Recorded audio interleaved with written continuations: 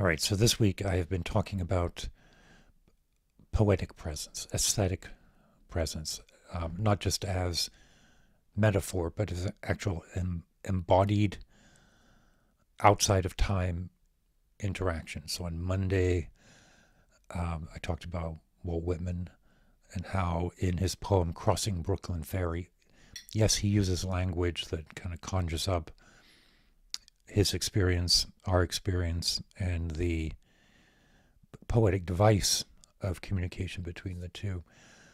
Uh, but what I was saying then was that you actually get this sense that Whitman is kind of an emergent force, an emergent presence from the poem that we can interact with. Because his poem deconstructs our sense of reified self.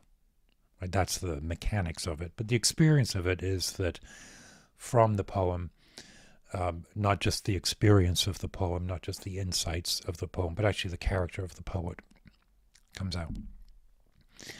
Then yesterday I talked about Ada, Nabokov's novel about time and memoir and narrative. Now the different layers of that novel lead you into this experience, right? So what I'm particularly focused on right now is trying to understand how we can, for sure, there's metaphor, the metaphor of the poet voice, the metaphor of the shared experience, but that these artifacts are embedded in the imagination and act as like gravitational beacons, right? They're like the McKenna hyperspatial object at the end of time. So the end of time is not the cessation of time or the cessation of things. Eternity is not forever. It's more like, I think, a singularity. Like that, my intuition on this is that timelessness, the timelessness of timelessness is a sensation of all things in simultaneous, rather than the idea that a clock just runs forever. The difference between eternity and sempiternity.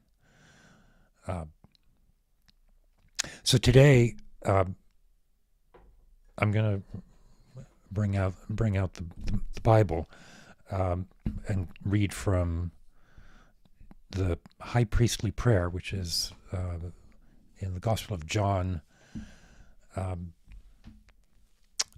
Jesus prays at the end of the Last Supper.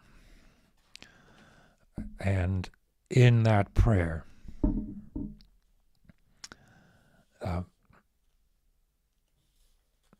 verse 20, hang on, here it is. I do not ask for these only. These only are his disciples present in the room with him, but also for those who will believe in me through their word, that they may all be one, just as you, Father, are in me and I in you, that they also may be in us, so that the world may believe that you have sent me. The glory that you have given me I have given to them, that they may be one, even as we are one, I in them and you in me, that they may become perfectly one, so that the world may know that you sent me and loved them even as you loved me. Those who will believe in me through the word, that's us.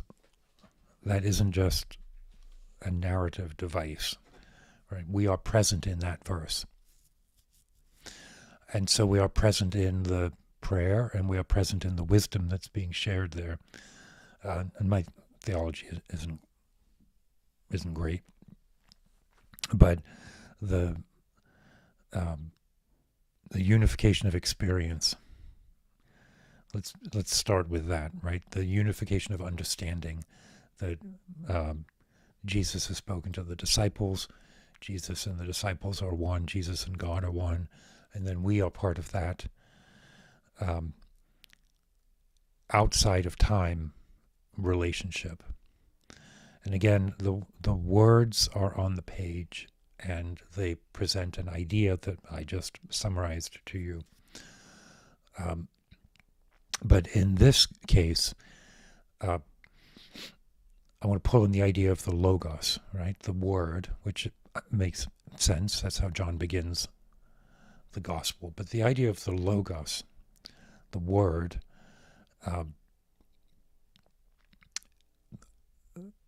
the organization of the cosmos in the logos is relational.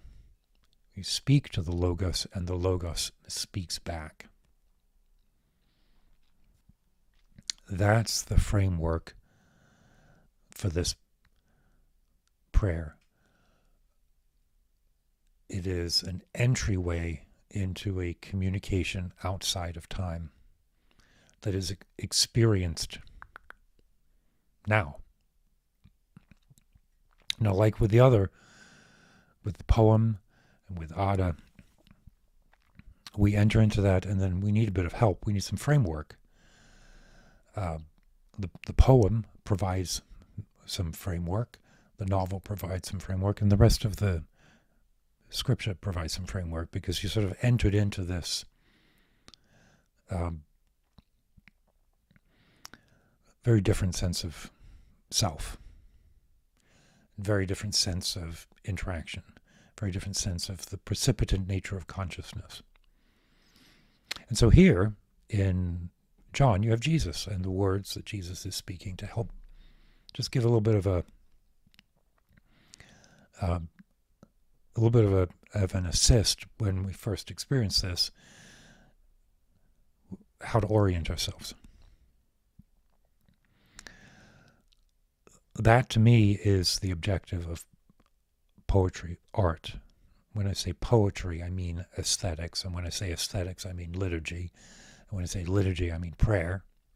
And when I say prayer, I mean relational. And when I say relational, I mean precipitant consciousness. And when I say that, I mean, I don't know what I mean. If I knew what I meant, I'd probably stop making these videos. But take this, the prayer in this chapter as why is it written there? Why is it included? Well, because it's a teaching. Okay, well, teaching, the same as poetry, is only as valid as the experience that it creates. And the experience that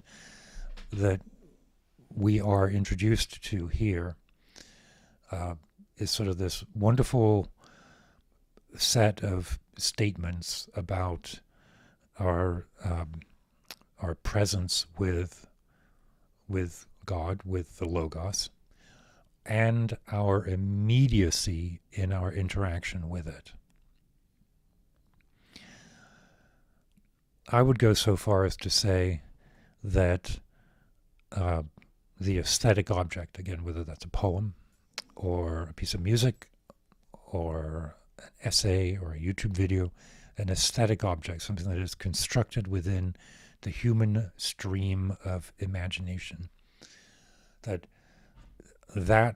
object is measurably good or bad in its effectiveness in how it compels our interaction with that understanding of self and the concomitant recognition of the relational opportunity with the mystery of the cosmos, with the precipitant consciousness.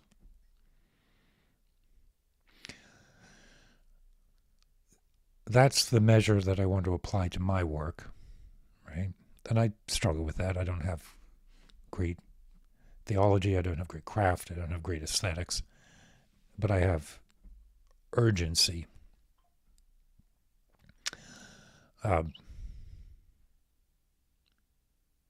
Maybe for today, a few minutes shorter than usual today, let's leave it there. These objects, right? This biblical verse. Ada, Whitman. Tomorrow I'm going to talk about Philip K. Dick, Valis. Uh, these are objects that, for me, powerfully demonstrate that immediacy. And what I would ask is for you to examine your internal canon, right? The works, whatever they are, that you hold deeply within you, right? It can be anything. But ask what's really happening as you hold that idea of that piece, that art within you. And really scrutinize the difference between metaphor and experience.